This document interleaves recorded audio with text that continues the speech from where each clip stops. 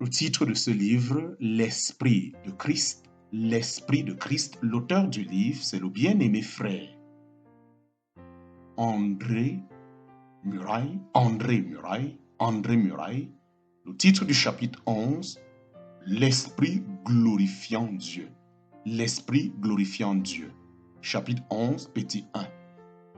L'Écriture nous dit que le Fils de l'homme est glorifié de deux manières. Par le Père dans le ciel, par l'Esprit sur la terre.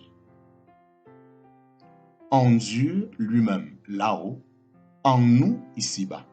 Quand Jésus nous parle de sa glorification dans le ciel, il dit, « Père, l'heure est venue, glorifie ton Fils, afin que ton Fils te glorifie. Et maintenant, toi, Père, glorifie-moi auprès de toi-même. » En parenthèse, Jean chapitre 17, versets 2 et 5. Quand il nous parle de sa glorification sur la terre, il nous dit « Je suis glorifié en eux ». Jean chapitre 17, verset 10.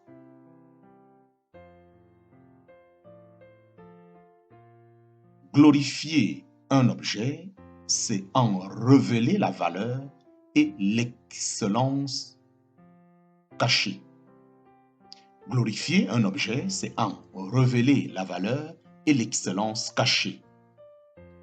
Jésus, le Fils de l'homme, fut glorifié lorsque sa venue humaine fut admise à participer à la puissance et à la gloire divine dans le ciel. Il entra ainsi dans toute la vie spirituelle du monde céleste et de l'être divin.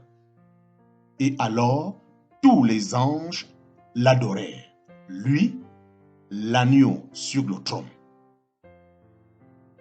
L'Esprit de gloire vient nous révéler la gloire de Christ en demeurant et en agissant en nous par le moyen de la vie de puissance et de gloire qui est actuellement celle de Christ. Et tout en nous, le révélant ainsi à nous-mêmes, il le révèle aussi à nous, à tous ceux qui ont des yeux pour la discerner. Le Fils ne cherche point sa propre gloire. En parenthèse, Jean chapitre 8, verset 50. Dans les cieux, c'est le Père qui le glorifie. Et sur la terre, c'est l'Esprit qui le glorifie dans notre cœur. Glorifier un objet, c'est en révéler la valeur et l'excellence cachée. Jésus, le Fils de l'homme, fut glorifié lorsque sa nature humaine fut admise à participer à la puissance et à la gloire divine dans le ciel. Il entra ainsi dans toute la vie spirituelle du monde céleste et de l'être divin, et alors tous les anges l'adorèrent, lui, l'agneau sur le trône. L'Esprit de gloire vient nous révéler la gloire de Christ en demeurant et en agissant en nous par le moyen de la vie de puissance et de gloire qui est actuellement celle de Christ. Et tout en nous, la révélant ainsi à nous-mêmes, il la révèle aussi en nous à tous ceux qui ont des yeux pour la discerner. Le Fils ne cherche point sa propre gloire. En parenthèse, Jean chapitre 8, verset 50. Dans les cieux, c'est le Père qui le glorifie, et sur la terre, c'est l'Esprit qui le glorifie dans notre cœur.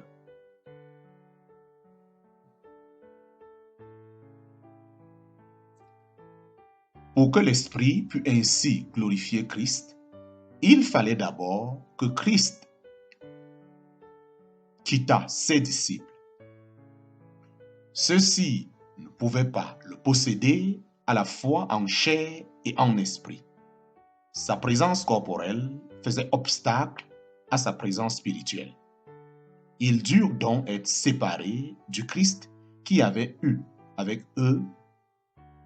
Ils durent donc être séparés du Christ qu'ils avaient eu avec eux pour pouvoir recevoir en eux par le Saint-Esprit le Christ glorifié. Christ lui-même a dû abandonner la vie qu'il avait ici-bas pour pouvoir être glorifié, soit dans les cieux, soit en nous.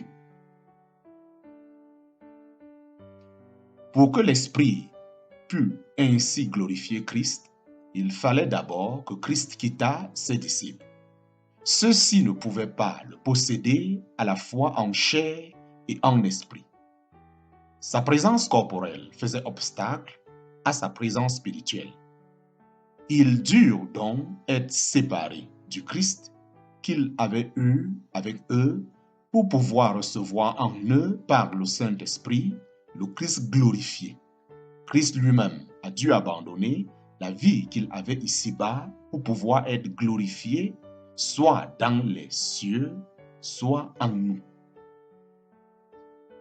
Il vous est avantageux que je m'en aille. Comme les premiers disciples, beaucoup de chrétiens ont cru en Jésus. Ils l'aiment et lui obéissent. Ils ont éprouvé, en quelque mesure, tout le bonheur qu'il y a à le connaître et à le suivre. Néanmoins, ils ne possèdent pas encore l'inexprimable puissance divine qui devait résulter, selon les promesses de l'Écriture, de la présence de Christ en eux. Que de promesses non accomplies pour eux, que d'aspirations non satisfaites. C'est parce qu'ils n'ont pas encore pleinement saisi cette promesse. Le Consolateur demeure avec vous, il sera en vous. En parenthèse, Jean chapitre 14, verset 17.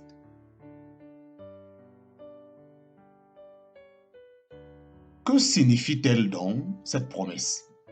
C'est l'Esprit qui me glorifiera.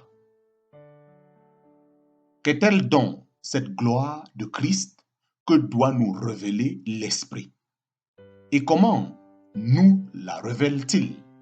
En élevant Christ au-dessus de toute domination, de toute autorité, de toute puissance, de toute dignité. Le Père a mis toutes choses sous ses pieds. Il lui a donné le nom qui est au-dessus de tout nom, afin qu'au nom de Jésus, tout genou fléchisse. En parenthèse, Philippiens chapitre 2, verset 9 à 10. À celui qui est assis sur le trône et à l'agneau soit la louange, l'honneur, la gloire et la force au siècle des siècles. En parenthèse, Apocalypse chapitre 5, verset 13.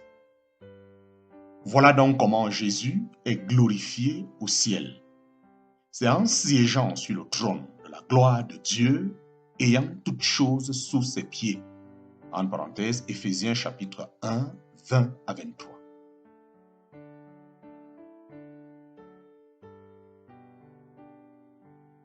Quand le Saint-Esprit vient glorifier Jésus en nous, c'est sous cet aspect-là qu'il nous révèle sa gloire.